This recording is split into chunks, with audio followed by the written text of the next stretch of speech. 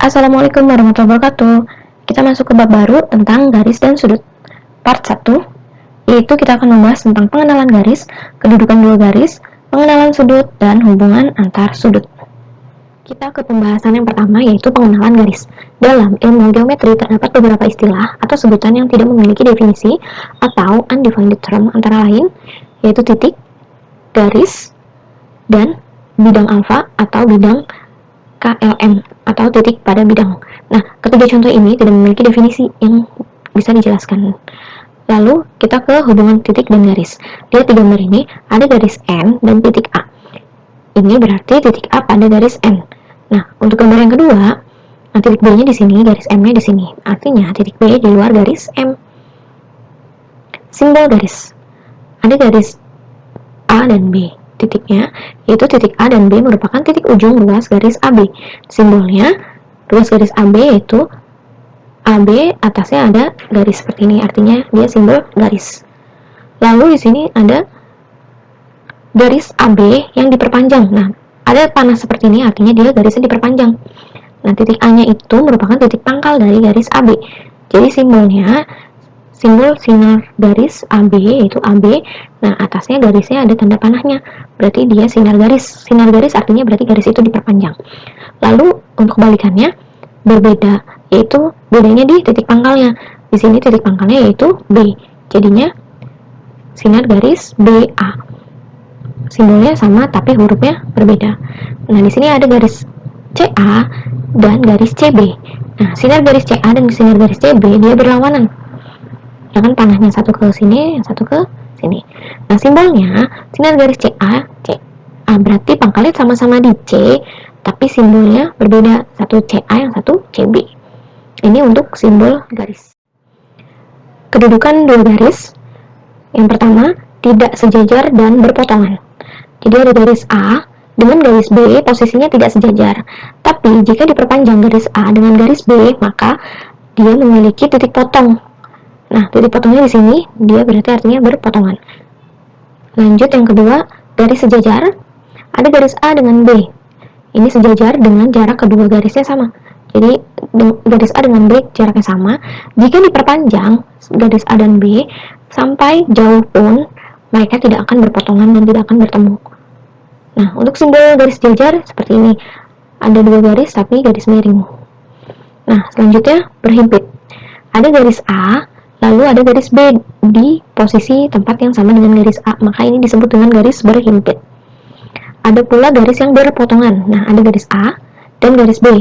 Dia memiliki titik potong di tengah sini. Untuk simbolnya, simbol berpotongan berarti X ini ya. Nah, ada juga berpotongan tegak lurus.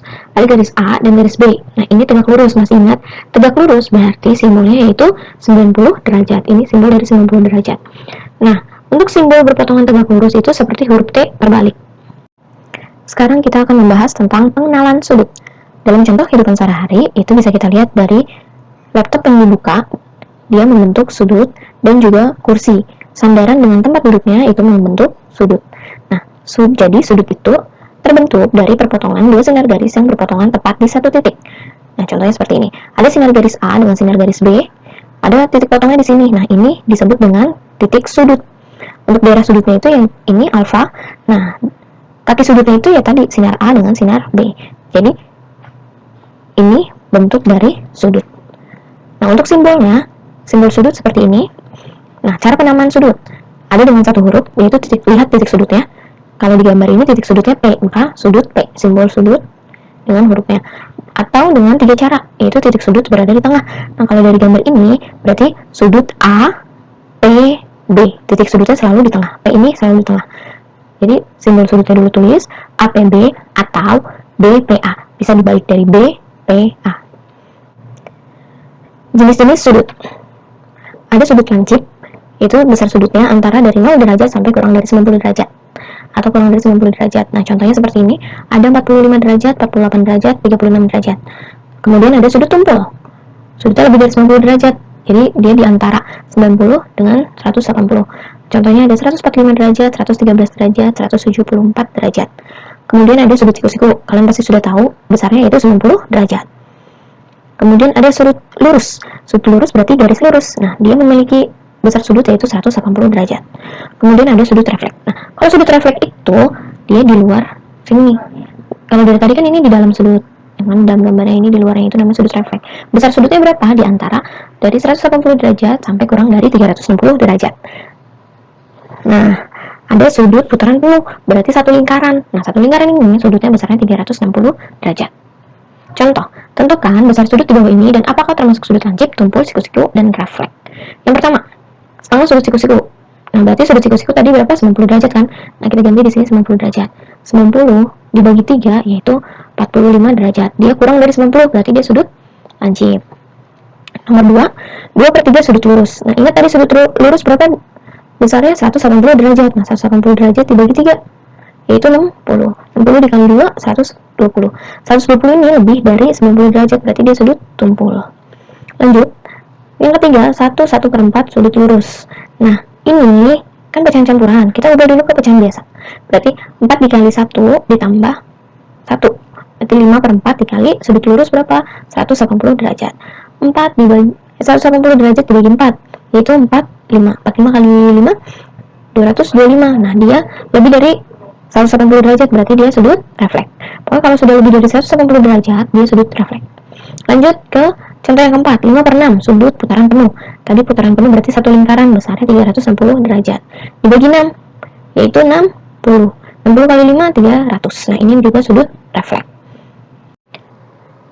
Hubungan antar sudut. Yang pertama, sudut berpeniku atau berkomplement. Nah, maksudnya apa? Yaitu dua sudut atau lebih yang jika dijumlahkan semua sudutnya 90 derajat. Atau semua sudutnya membentuk sudut siku-siku. Berpeniku berarti siku-siku. Gitu ya cara mengingatnya ya. Nah, ini gambar sudut siku-siku. Nah, dia dibagi dengan atau dipotong dengan garis C. Nah, jadi ada dua sudut nih, ada sudut D dengan sudut X. Atau sudut BOC jika kita kasih nama 3 huruf ditambah AOC. Jadi dua sudut ini jika dijumlahkan besarnya 90 derajat. Atau bisa kita tulis Y. BOC itu kan Y yang ini. BOC itu yang sebelah sini. Y ditambah X sama dengan 90 derajat. Nah, kalau ditanya penyiku BOC berarti kebalikannya. Pasangannya BOC apa? AOC. Nah, berarti 90 derajat dikurang AOC atau 90 derajat dikurang X. Penyiku AOC berarti kebalikannya atau pasangannya BOC. Berarti 90 derajat dikurang sudut BOC atau 90 derajat dikurang Y. Nah, contohnya kita ke contoh biar kalian lebih paham. Tentukan penyiku dari sudut 40. Nah, kita disuruh mencari sudut penyiku berarti salah satunya. Berarti tinggal kita kurangkan 90 dikurang 40 yaitu 50 derajat. Lanjut. Perhatikan gambar berikut ini. Besar sudut A. Nah, kamu disuruh mencari besar sudut A yang ini. Berapa besarnya? Kita tulis dulu nih, BOC ditambah AOC sama dengan 90 derajat kan. BOC-nya apa? BOC-nya A derajat. Kita tulis A derajat. AOC berapa di sini? 42. Berarti kita tulis 42. Sama dengan 90 derajat karena berpeniku. Nah, berarti kita dapat A derajat 90 dikurang 42. Jadi 48 derajat. Nah, berarti besar sudut A adalah 48 derajat. Nah, contoh selanjutnya, perhatikan gambar berikut. Besar sudut AOC. Nah, AOC yang mana? Berarti yang ini ya. Nah, di sini ada variabel atau ada huruf X. Ini X ya, bukan kali. Berarti kita cari dulu nilai X-nya. Dari sudut BOC ditambah AOC sama dengan 90 derajat karena masih berpeniku. Gambarnya sudut siku-siku. BOC-nya 45 derajat, ya kan? 45, AOC-nya 3X. Nah, 3X sama dengan 90 dikurang 45. Nah, 90 kurang 45 itu 45. Nah, untuk mencari X berarti 45 dibagi 3 karena tadi kan 3X sama dengan 15. X-nya dapat 15. Nah, kita ke AOC. AOC tadi 3X. Nah, X di sini kita ganti angka 15. Nah, jadinya perkalian. 3 dikali 15 derajat sama dengan 45 derajat. Jadi sudut AOC-nya yaitu 45 derajat. Hubungan antar sudut yang kedua yaitu sudut berpelurus atau bersupermen. Jadi, dua sudut atau lebih yang jika dijumlahkan sama sudutnya adalah 180 derajat atau semua sudut itu membentuk sudut lurus. Gambarnya seperti ini. Nah, sudut BOC ditambah sudut AOC sama dengan 180 derajat. Atau Y tambah X sama dengan 180 derajat. Nah, jika ditanya pelurus BOC, berarti tinggal kita 180 kita kurangkan dengan sudut AOC atau sudut satunya. Dan kalau ditanya AOC, berarti tinggal kita kurangkan 180 dengan BOC. Nah, kita ke contoh.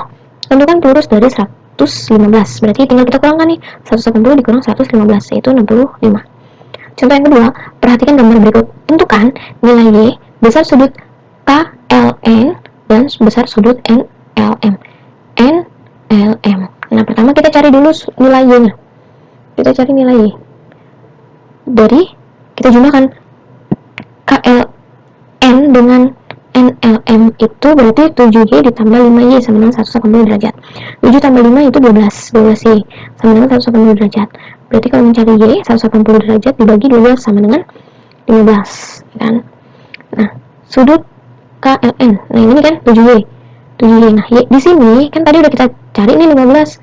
Kita ganti dengan 15. 7 kali 15 yaitu 105. Lalu besar sudut NLM itu 5Y. Y-nya kita ganti 15, jadi 5 kali 15 75 derajat.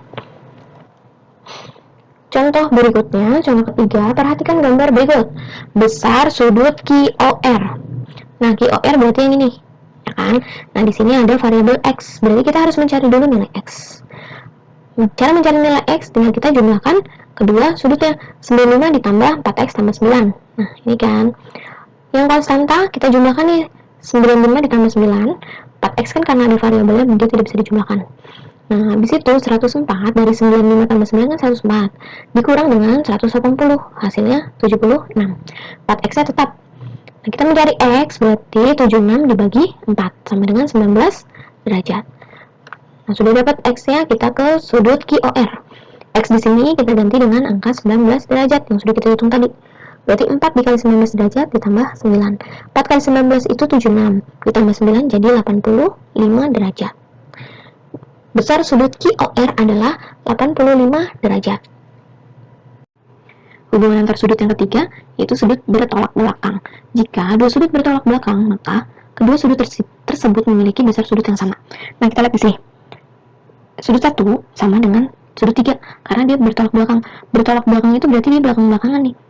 Ya kan, punggung-punggungan lah kalau misalnya orang duduk. Nah, ini juga sudut 2, dia bertolak belakang dengan sudut 4, maka dia besar sudutnya sama. Nah, kita ke contoh soal. Dari gambar di bawah ini tentukan besar sudut W, Y, dan Z. Nah, ada gambar diketahui 88 derajat. W, Y, Z yang belum diketahui besarnya berapa. Nah, kita disuruh mencari. Sekarang kita hitung dulu sudut W. Kita lihat sudut W dengan 88 ini. Dia membentuk garis lurus, ya kan? Maka sudut W sama dengan 88 ditambah W sama dengan 180 derajat. Nah, untuk mencari W berarti 180 derajat dikurang 88 derajat. Dapat hasilnya 92 derajat. Nah, di sini sudut W-nya 92. Kalau kalian jumlahkan 92 ditambah 88 dia 180 derajat. Nah, sudut W dengan sudut Y itu besarnya sama. Kalau sudut W 92 berarti sudut Y juga 92, ya kan? Nah, ini 92. Nah, kalau ini untuk sudut Z, kita anggap di sini itu sudut X. 88 ini sudut X. Kalau sudut X dengan sudut Y kan bertolak belakang, berarti sama dong jumlah sudutnya kan? Nah, ini pun juga 88 karena dia bertolak belakang.